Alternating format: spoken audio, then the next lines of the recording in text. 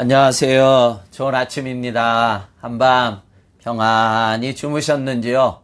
주님의 이름으로 문안 인사드리며 오늘 한 날도 하나님과 동행하며 주님의 말씀으로 힘을 얻고 신바람이 나는 한날 목요일이 되시기를 축복합니다. 3월 11일 오늘 본문의 말씀은 출애굽기 22장입니다. 1절에서 4절까지의 말씀 제가 읽겠습니다. 사람이 소나 양을 도둑질하여 잡거나 팔면 그는 소 한 마리에 소 5마리로 갚고 양 한 마리에 양 4마리로 갚을지니라. 도둑이 뚫고 들어오는 것을 보고 그를 쳐 죽이면 피 흘린 죄가 없으나 해 돋은 후에는 그 피 흘린 죄가 있으리라.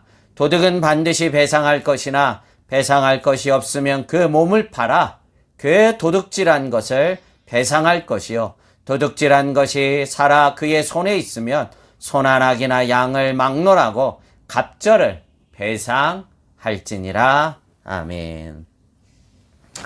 네, 어제 말씀에 연이은 이스라엘 백성들을 출애굽하고 이제 하나님의 백성 소유로 삼으면서 이제 하나님의 이제 법을 따르는 삶을 살게 합니다. 그래서 시내산에 올라 하나님과 언약을 체결하고 언약의 가장 중요한 핵심인 10가지의 계명을 돌비에 새겨 10계명을 전달해 주면서 이제 출애굽기 19장, 20장, 21장 계속해서 이 10계명의 해석, 그러니까 그 말씀을 어떻게 우리 삶에서 구체적으로 이루어야 될지 율법을 통해 말씀해 주게 되는데, 오늘 읽은 1절에서 4절까지의 말씀은 특별히 10계명 중에서 8번째 계명인 도둑질하지 말라는 이 말씀을 삶에서 우리가 구체적으로 어떻게 실천하고 행해야 될지를 해석해주고 말씀하고 있습니다.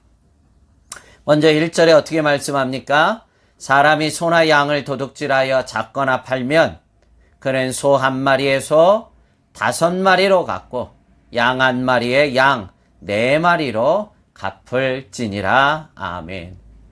도둑질해서는 안 되며, 만약에 도둑질을 하였다면 4배나 5배로 반드시 갚으라는 것입니다. 사실 이거 생각보다 아주 중한 죗값을 치르게 합니다. 그래야 인간의 안에 있는 이 타락한 도벽의 악한 것을 끊을 수 있기 때문입니다.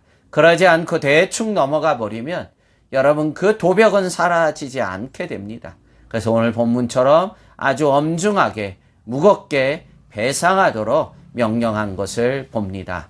또한 오늘 함께 이제 가장 고민이 되고 참 해석이 어려운 부분이 그 2절과 3절입니다.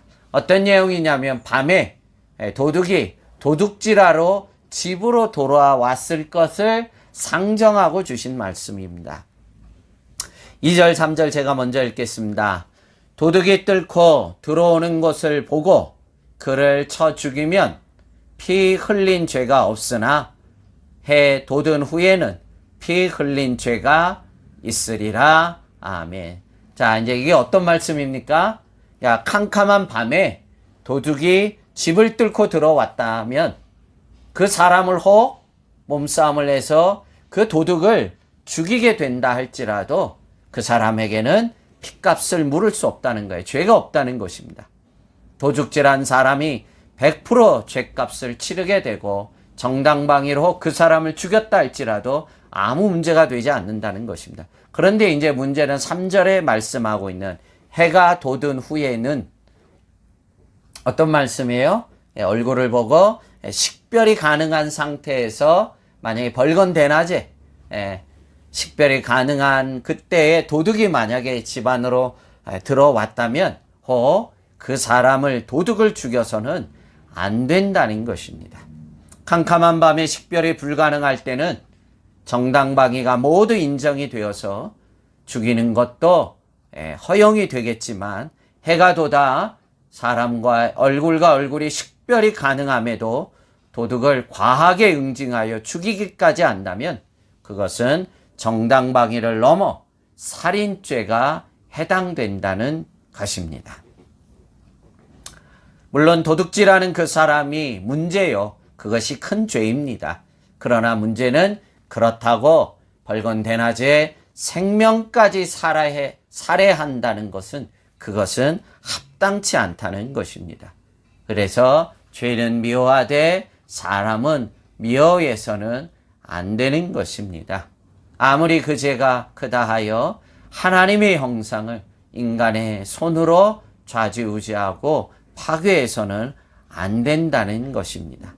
참 이것이 쉽지 않지만 이 율법을 주신 하나님의 그 깊은 마음을 우리가 헤아려야만 됩니다. 도둑질을 두둔하는 것은 절대로 아닙니다.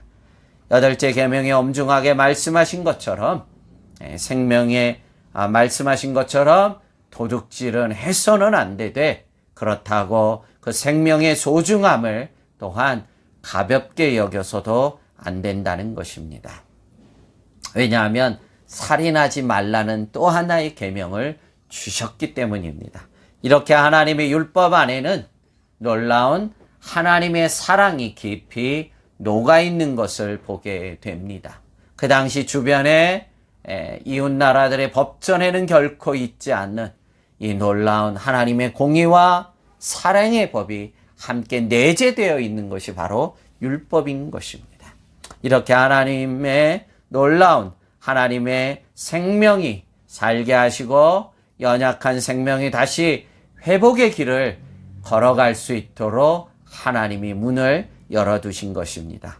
이 놀라운 하나님의 율법의 기능을 오늘 이 아침에 다시 한번 묵상하면서 오늘 나를 통해서 또 하나님의 생명을 살리고 악한 것은 끊되 생명을 살려나가는 이 놀라운 하나님의 하늘의 뜻을 이루어가는 복된 성도님들의 한날이 되기를 주님의 이름으로 축복합니다. 기도하겠습니다. 하나님 아버지,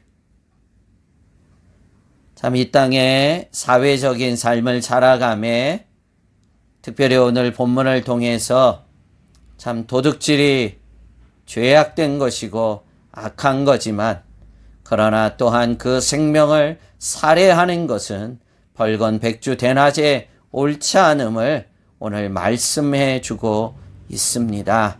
하나님, 이 율법이 흐르는 하나님의 공의와 사랑의 이 귀한 생명의 법을 저희들이 깊이 깨닫고 우리가 이 땅의 사회적인 삶을 살아가며 하나님의 거룩한 뜻을 온전하게 이루어가는 귀한 성도님들의 삶이 되도록 은혜를 더해 주시옵소서. 섣불리 하나님의 생명에 손을 대거나 하나님의 생명을 욕하고 저주하는 일이 없도록 우리가 하나님의 마음을 헤아려가는 귀한 종들 되도록 은혜를 더해 주옵소서.